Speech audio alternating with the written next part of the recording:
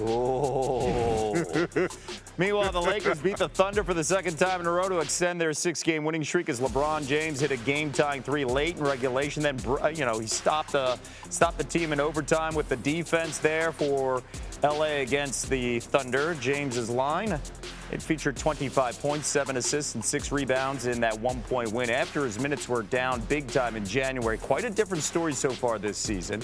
I should say this month. LeBron leads the NBA with nearly 41 minutes per game. According to Elias, 36-year-old LeBron is the oldest player in league history to play in 3 straight overtime games. He's been LA's leading scorer each time. The Jump's Rachel Nichols joining us now with much more of the story. So, Rachel, I mentioned his minutes were down after the first 5 weeks of the season. What's the level of concern for the Lakers with LeBron's minutes going up this month?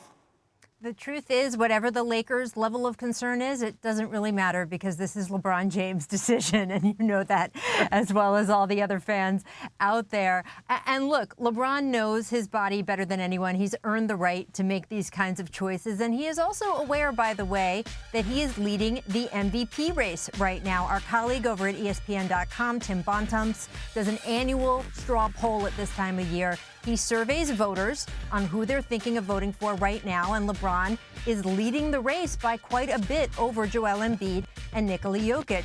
LeBron has heard in the past when he thought he should be winning MVP that the perception of him coasting during the regular season, taking games off for maintenance, that hurt his chances. We found out last year after he lost out to Giannis just how badly he would like to win a 5th MVP, and I think he is pretty determined to play as much as he can this year. Well, they're rolling right now. Let's go to the Eastern Conference, and it's a completely different story for the team that met the Lakers in the finals a year ago, the Heat. Now, they've won 3 games in a row, but they're still 10-14 overall, currently outside the playoff picture. They're on the road in Houston tonight to face the Rockets as they start a 7-game road trip.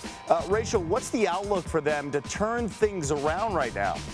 Well, look, you're showing highlights from the game they played against the Knicks the other night.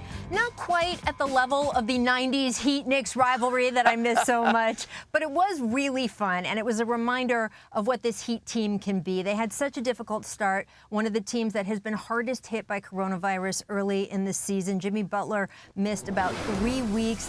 He lost 12 pounds in about a week while he was dealing with COVID. Threw the entire team off. Bam Adebayo also adjusting to the fact that everyone knows he's coming this year. Everyone is looking for him, but they do seem like they're finding their rhythm again. And as you mentioned, they're not just out of the playoff picture right now. They're not even in contention for the play-in game that the NBA is going to have at the end of this season, but I do expect that to change.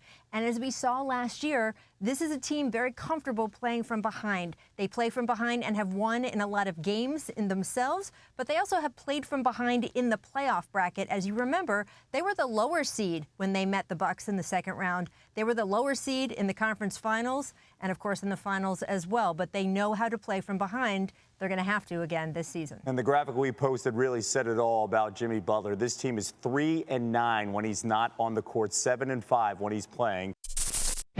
Thanks for watching ESPN on YouTube. For live streaming sports and premium content, subscribe to ESPN+.